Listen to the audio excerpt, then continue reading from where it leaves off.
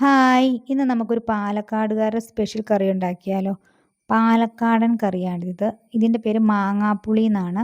അപ്പോൾ അതിന് നല്ല പച്ച മാങ്ങ വേണം. അപ്പോൾ അത് എനിക്ക് കിട്ടിയത് പച്ചയല്ല, നല്ല ചെനച്ച മാങ്ങയായതുകൊണ്ട് ഞാൻ അത് ഇതുപോലെ ചെറുതായിട്ട് അരിഞ്ഞു വെച്ചിട്ടുണ്ട്. പച്ചമാങ്ങയാണ് വേണ്ടത്. പക്ഷേ ഇന്ന് ഞാൻ എടുത്തേക്കുന്നത് ഇത് വെച്ചിട്ടാണ്. അപ്പോൾ ഇന്ന് ഞാനിത് വെച്ചിട്ടുണ്ടാക്കാം. അതിനകത്തേക്കൊരു 4 പച്ചമുളക് നെടുകെ കീറിയത് ഇട്ട് കൊടുക്കണം. പിന്നെ ഒരു അര സ്പൂൺ മഞ്ഞൾപ്പൊടി ഇട്ട് കൊടുക്കണം. 1 സ്പൂണ് ഉപ്പും കൂടി ഇട്ട് കൊടുത്തിട്ട് നമ്മളിതിനകത്തേക്ക് ആവശ്യത്തിന് വെള്ളം കൂടി ചേർത്ത് നമ്മളൊരു 10 മിനിറ്റ് ഇതൊന്ന് വേകാൻ വയ്ക്കണം. അപ്പോൾ 10 മിനിറ്റ് നമ്മളിത് വേവാൻ വേണ്ടിയിട്ട് വെയിറ്റ് ചെയ്യണം. ഇത് മാങ്ങ ആയതുകൊണ്ട് നമ്മൾ ഒരുപാട് നേരമൊന്നും വയ്ക്കേണ്ട കാര്യമില്ല. 10 മിനിറ്റ് മതി. അപ്പോൾ 10 മിനിറ്റ് നമ്മളിതൊന്ന് വേവാനായിട്ട് വെച്ച് കഴിഞ്ഞിട്ട് നമ്മൾ ഇടയ്ക്കൊന്ന് ഇളക്കി കൊടുക്കണം. എന്നിട്ട് ദേ ഏകദേശം ഈ ഒരു പാകം എത്തി. നമ്മളൊന്ന് ഇളക്കി നോക്കി കഴിയുമ്പോൾ ഈ ഒരു പാകമായി.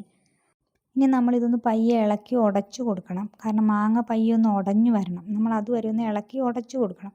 ഇനി നമുക്കിതിനകത്തേക്ക് അരപ്പ് തയ്യാറാക്കാം. അതിന് വേണ്ടിയിട്ട് ചെറിയ ഉള്ളിയും വറ്റൽമുളകും ആട്ടോ. അത് നമ്മളൊരു മിക്സിയുടെ ജാറിലേക്ക് ഇട്ടിട്ട് ആവശ്യത്തിന് വെള്ളം ഒഴിച്ചിട്ട് നമ്മൾ നന്നായിട്ടൊന്ന് അരച്ചെടുക്കണം. അപ്പോൾ ഇത്രയും മതി ഇതിന്. അരപ്പിന് വേണ്ടിയിട്ട് ഇത്രയും ഐറ്റംസ് ഇവിടെ മതി. അപ്പോൾ ഞാൻ അരച്ചത് ഈ ഒരു പാകം എത്തിക്കഴിഞ്ഞപ്പം നമ്മളിനി അത് വേവിച്ച് വെച്ചിരിക്കുന്ന മാങ്ങയിലേക്ക് ചേർത്ത് കൊടുക്കണം.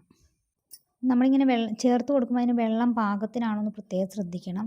അപ്പോൾ എനിക്കിവിടെ ഇച്ചിരി വെള്ളം കുറവായതുകൊണ്ട് നമ്മളൊന്ന് ഇളക്കി നോക്കുമ്പോൾ വെള്ളം അല്പം കുറവാണ്.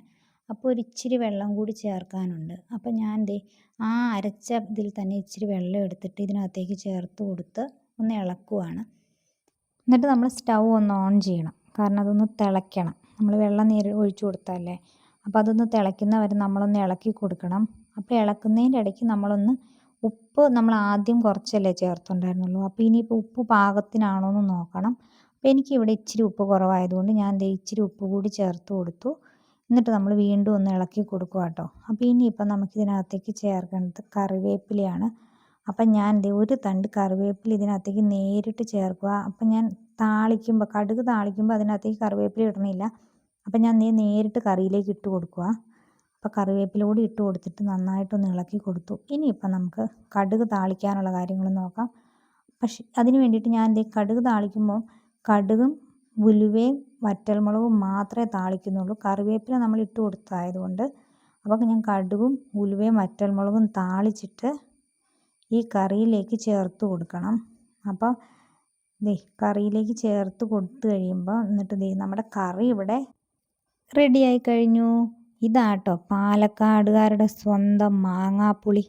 നല്ല ഒരു അടിപൊളി കറിയാണിത്. അപ്പോൾ ഇതെല്ലാവരും ഒന്ന് ട്രൈ ചെയ്ത് നോക്കണം. ഇതിന് തേങ്ങയോ പരിപ്പോ ഒന്നും ആവശ്യമില്ല. വളരെ പെട്ടെന്ന് മാങ്ങ ഉണ്ടെങ്കിൽ നമുക്ക് സിമ്പിളായിട്ട് ഉണ്ടാക്കിയെടുക്കാവുന്ന ഒരു കറിയാണിത്.